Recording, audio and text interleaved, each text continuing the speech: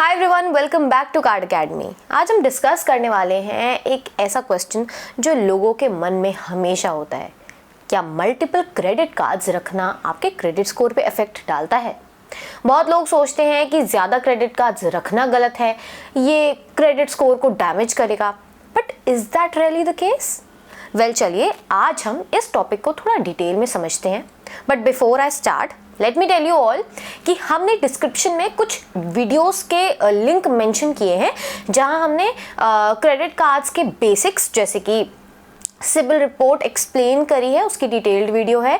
Credit card statement detail में explain करी है with HDFC with the help of HDFC diners black credit card. तो अगर आपको बेसिक्स समझने हैं तो डिस्क्रिप्शन में दिए गए लिंक से देख सकते हैं। So let's begin. Firstly, why are we talking about this? So अलग अलग क्रेडिट कार्ड्स लेने का फ़ायदा ये है कि आप हर कार्ड का यूनिक बेनिफिट उठा सकते हैं। जैसे शॉपिंग के लिए एक कार्ड, ट्रैवल के लिए एक और डाइनिंग ऑफर्स के लिए अलग कार्ड। ये आपके खर्चे को और भी स्मार्ट बना देता है। अगर आप मल्टीपल कार्ड्स को एफिशिएंटली मैनेज करते हैं तो रिवॉर्ड पॉइंट्स, कैशबैक और डिस्काउंट्स मैक्सिमाइज कर सकते हैं। मैं भी अपने डिफरेंट क्रेडिट कार्ड्स का यूज़ करके ट्रैवल पॉइंट्स और कैशबैक्स का फुल बेनिफिट उठाती हूँ। बट अब दिक्कत ये आती है कि मोस्टली लोग इस ही ट्रैप में फंस जाते हैं। मतलब सैलरी 40,000 है और क्रेडिट कार्ड की 70 से 80,000 रुपए क्रेडिट लिमिट होने की वजह से इतना ज़्यादा खर्चा कर देते हैं कि कब कर्जे हो जाते हैं पता ही नहीं चलता। एंड विद इन डेज ये आपके क्रेडिट स्कोर को कब कहाँ से कहाँ पहुँचा देता है पता ही नहीं चलता। इसलिए हम ये आज डिस्कस कर रहे हैं और समझेंगे भी आगे कि क्या ऐसी चीज़ें हैं जिसकी वजह से क्रेडिट स्कोर अफेक्ट होता है। नाउ सबसे कॉमन मिसकंसेप्शन है क्रेडिट कार्ड यूजेज का 30% क्रेडिट यूटिलाइजेशन रेशियो। आपने सुना होगा कि सिर्फ 30% क्रेडिट लिमिट यूज करनी चाहिए, लेकिन ये भी डिपेंड करता है कि आपके पास कितने क्रेडिट कार्ड्स हैं। हाँ, ये चीज़ मायने रखती है, बट ये भी डिपेंड करता है कि आपके पास कितने क्रेडिट कार्ड्स हैं। अगर आपके पास मल्टीपल कार्ड्स हैं तो आप इनका यूटिलाइजेशन इवनली डिस्ट्रीब्यूट कर सकते हैं ताकि आपके क्रेडिट स्कोर पर कोई नेगेटिव इम्पैक्ट ना आए। ऑल्सो अगर आप अपने सारे क्रेडिट कार्ड्स एक ही जगह रखते हैं और वो वॉलेट कहीं खो जाए तो मेरी एडवाइस यही है कि आप अपने कार्ड्स को अलग अलग जगह रखें। फॉर एग्जाम्पल, अगर आपके पास 3 क्रेडिट कार्ड्स हैं तो उन्हें एक साथ ना रखें। एक कार्ड घर पर रहना चाहिए, 2 ऑनलाइन शॉपिंग के लिए। एंड अब तो इवन रुपे वेरिएंट का बहुत बड़ा फायदा यही है कि फिजिकल कार्ड अपने साथ हर टाइम रखने की जरूरत नहीं है। तो जैसा कि मैंने आपको स्टार्टिंग में ही कहा कि सैलरी 40,000 है और क्रेडिट लिमिट 80,000 होने से कब इस डेट ट्रैप में फंस जाते हैं पता ही नहीं लगता। So let me make you understand this with an example. ठीक है, सो सपोज आपकी 30,000 रुपीज सैलरी है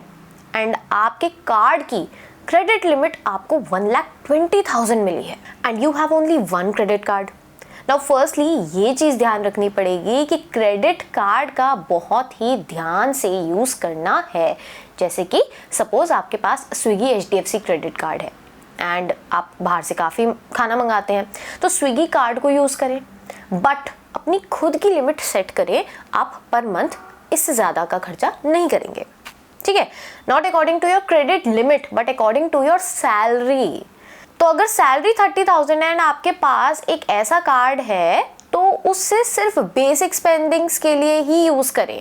no need to go overboard. It's better to use your credit card less than risk falling into a debt trap. धीरे धीरे credit card को समझें, उस पर खर्चा करें। एंड सपोज कोई बड़ा खर्चा आ जाता है, जैसे कि एक टीवी खरीदना है तो खरीद लो, बट देन EMI में कन्वर्ट करवा लो। बट अगेन एक चीज़ का ध्यान रखना कि मंथली स्पेंडिंग लिमिट आपको खुद सेट करनी पड़ेगी अपने अकॉर्डिंग टू योर सैलरी। ठीक है ना। ये जो EMI का एग्जांपल है ये स्पेसिफिकली ऐसे पॉइंट के लिए जहाँ पे आपके पास क्रेडिट कार्ड है एंड आपकी इतनी सैलरी नहीं है कि you can afford a good TV या फिर कोई रेफ्रिजरेटर या XYZ कोई भी। ये तो मैंने टेलीविजन का एक एग्जांपल दिया है, बट कोई भी ऐसी चीज़ जो आपको लगता है कि हाँ आप क्रेडिट कार्ड से खरीद सकते हो तो प्लीज़ उसको EMI में कन्वर्ट करवा लो। हाँ, आपको थोड़ा इंटरेस्ट देना पड़ेगा, बट नो कॉस्ट EMI भी आती हैं। अगर आप वो 3 मंथ्स में कर सकते हो तो well and good for you. तो इस चीज़ का थोड़ा आपको ध्यान रखना पड़ेगा। मैं एक चीज़ ज़रूर कहूँगी कि चाहे अपना रिकरिंग अकाउंट ओपन करो या SIP, but please start saving your money. It is very very important. I am telling you with personal experience. Once you will start saving, आपको खुद ही एक सेंस ऑफ सिक्योरिटी फील होगी within yourself, you no.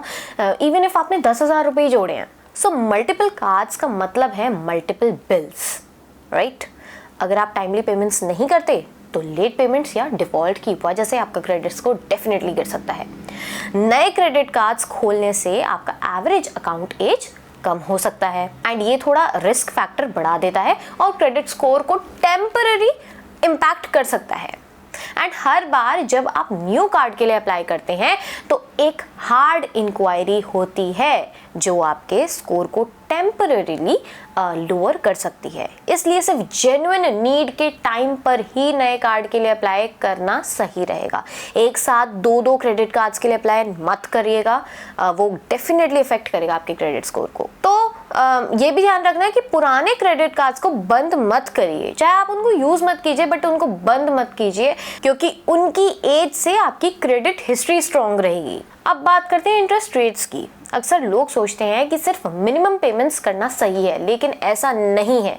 जो लोग हमारी videos देखते हैं, हम हमेशा यही कहते हैं कि पूरी पेमेंट कीजिए, मिनिमम अमाउंट ड्यू कभी नहीं पे करना। अगर आप सिर्फ मिनिमम ड्यू अमाउंट पे करते हैं तो आपका आउटस्टैंडिंग बैलेंस बढ़ता रहेगा और आपको पता भी नहीं चलेगा।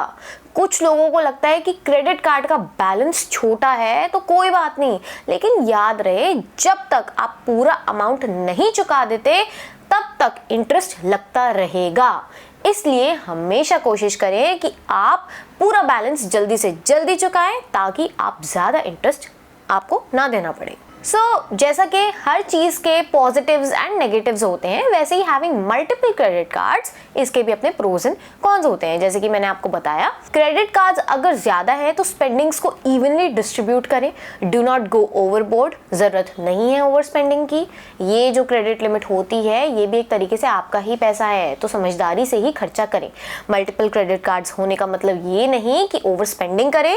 रिस्पॉन्सिबल यूज ही आपका क्रेडिट स्कोर बनाए रखेगा। अगर ज़्यादा क्रेडिट लिमिट यूज करोगे तो उतना ही नेगेटिव आपका क्रेडिट स्कोर पे इंपैक्ट पड़ेगा। तो आपको अपने स्पेंडिंग पैटर्न को एक सही ट्रैक पर रखना होगा, एक पैटर्न सेट करना पड़ेगा। सबसे पहले स्पेंडिंग पैटर्न समझें, फिर क्रेडिट कार्ड स्पेंडिंग की तरफ बढ़ें और उसे समझें एंड उतना ही खर्चा करें जितना कि आपकी इनकमिंग है, यानी आपकी सैलरी है, उससे ऊपर नहीं जाएं and do save your money. I hope आपको ये वीडियो इन्फॉर्मेटिव लगी होगी।